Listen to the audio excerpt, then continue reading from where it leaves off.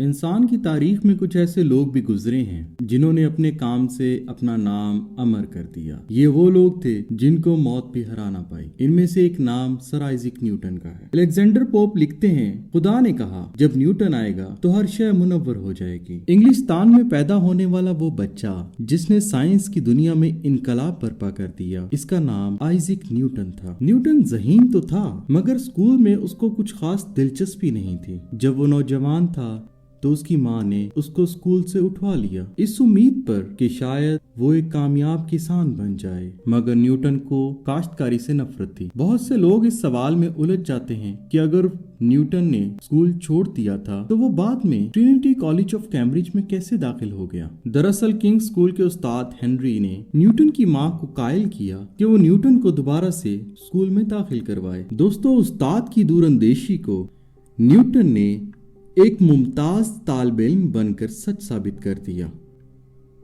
और इसके बाद 18 बरस की उम्र में वो कैम्ब्रिज में दाखिल हुआ। वहां उसने साइंस और रियाजियात के लिए खुद को वक्फ कर दिया।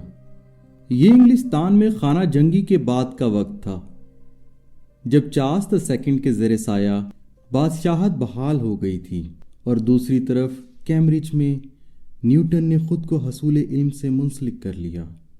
वो कहीं भी सफ़र नहीं करता था, वो अपने कमरे में रहता, वो हफ्ते में 7 दिन काम करता, वो एक दिन में 18 घंटे काम करता। इसकी खुद की लाइब्रेरी थी जिसमें 1800 जिल्दों पर मुश्तमिल ज़ख़ीरा था। न्यूटन उन रंगीनियों से दूर रहता जिनमें कैम्ब्रिज के नौजवान दिलचस्पी लेते।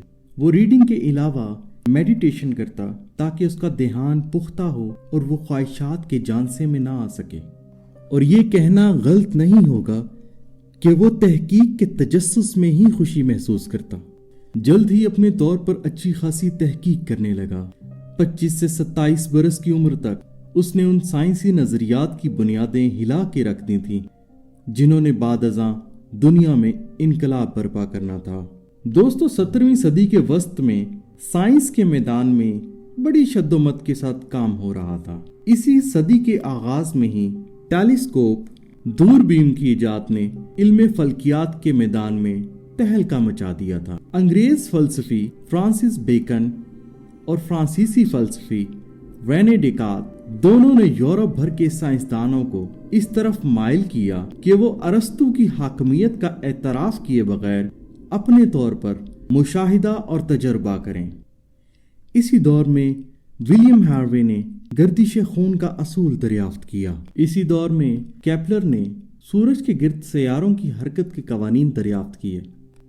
इसी तरह कोपरनिकस और गलीलियो ने कदीम अलूम की कई एक गलत फहमियां दूर कर दी और कायनात के फहम में गिरा कदर इजाफे किए थे। लेकिन ताहाल कवानीन का कोई मजमुआ वज़ा नहीं कर सका। लेकिन आइजैक न्यूटन ने ही ये नजरिया पेश किया और जदीद साइंस को उस रुख पर मोड़ दिया जिधर आज भी ये रवां है। इस वक्त इस हकीकत को मान लिया गया कि सियारे सूरज के महवर में घूमते हैं। सवाल ये था कि ये कैसे होता है, कैसे सियारे अपने मदार में रहते हैं। रेने डेकार्ट ने इस अमल को मशीन से तशबीह दी और न्यूटन ने इसे रद्द कर दिया। दोस्तों, ये वो टाइम था कि जब बाबूना की वबा का वक्त आ गया। प्लेग का टाइम शुरू होने के बाद यूनिवर्सिटी बंद हो गई।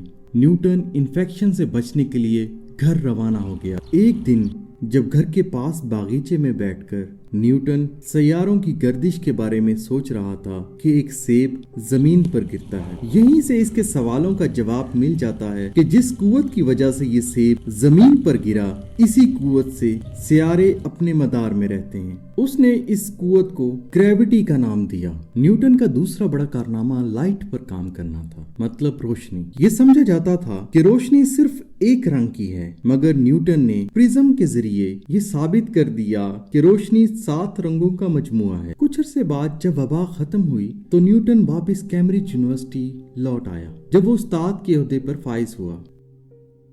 अपनी जात की तरफ तवज्जो मरकूज रखने वाला वो ऐसा शख्स था कि जो काम को इबादत और इल्म को जुनून समझता था। तो इसके बाद न्यूटन के 3 लॉज, जिनको लॉज ऑफ मोशन कहते हैं, वो उसका एक इंतहाई अहम कंट्रीब्यूशन है फिजिक्स की दुनिया में। पहला लॉ ये कहता है an object in motion will remain in motion and an object at rest will remain at rest unless acted upon bye a force. इसका मतलब ये है कोई साकिन चीज हमेशा साकिन रहेगी और कोई मुतहर्रिक शय हमेशा मुतहर्रिक रहेगी जब तक कि कोई बैरूनी ताकत इस पर असर अंदाज ना हो। न्यूटन के दूसरे लॉ के मुताबिक the rate of change of momentum of an object is directly proportional to the unbalanced force in the direction of force. इसका मतलब ये है जब कोई बैरूनी कुव्वत किसी जिस्म पर असर अंदाज होती है वो अपनी ही सिमत में इस चीज में हरकत पैदा करती है और ये बैरूनी कुव्वत के बराह रास्त मुतासिब होती है। एग्जाम्पल आपके सामने इस तरह से बयान की जा सकती है, जिस तरह एक वॉलीबॉल है जिसका साइज ज्यादा है वो कम एक्सेलरेशन लेके चलेगा, जबकि एक स्मॉल बॉल है उसका साइज चूंकि स्मॉल है उसमें ज्यादा एक्सेलरेशन हो। आखिरी लॉ ऑफ मोशन ये कहता है हर कुव्वत के अमल का रद्द अमल होता है। हर अमल और रद्द अमल बराबर मगर मुख्तलिफ सिमत में होते हैं। मिसाल के तौर पर जब परिंदे आसमान पर उड़ते हैं तो आप देखते हैं कि वो अपने परों से हवा को नीचे की तरफ धकेलते हैं जिसकी वजह से वो उड़ान भरते हैं। इसी तरह से कुर्सी की एग्जांपल है कि जब कोई शख्स एक चेयर के ऊपर बैठता है तो उसकी बॉडी नीचे की तरफ फोर्स को धकेलेगी बट चेयर का मास फोर्स को ऊपर की तरफ धकेलेगा जिसकी वजह से that action will be executed, otherwise the chair is gonna break down into pieces. इसी असूल के ऊपर अमल करते हुए आज की दुनिया में रॉकेट लॉन्च किए जाते हैं और वही रॉकेट सैटेलाइट्स तक को लेकर जाते हैं और यही असूल फॉलो किया जाता है उसके अंदर भी। न्यूटन के मेजर कंट्रीब्यूशन में सबसे पहला नाम न्यूटन्स ऑर्बिटल कैनन का है, उसके बाद 3 लॉज ऑफ मोशन का है, फिर उसके बाद फिलोसोफर्स स्टोन, कैलकुलस, टेलीस्कोप। उसके अलावा न्यूटन की पब्लिकेशंस में बहुत सारी पब्लिकेशन शामिल हैं। उनमें जो सबसे इम्पोर्टेंट है उनमें प्रिंसिपिया मैथमेटिकल और ऑप्टिक वगैरह शामिल है। और आखिर में ये कहना दुरुस्त होगा कि अगर न्यूटन ना होता तो दौरे हाजिर की बहुत सी इजादात ढेर हो जाती। बेशक जो इल्म का आतिशदान न्यूटन ने जलाया उसके पीछे जुनून था, क्योंकि जुनून ही वो ताकत है जो कोहे गिरा को भी रूई की तरह उड़ा देता है, जिसकी बदौलत आज खल्के खुदा साइंस के मैदान में राज कर रही है और जिंदगी का वजूद दरख्शां हो चुका है।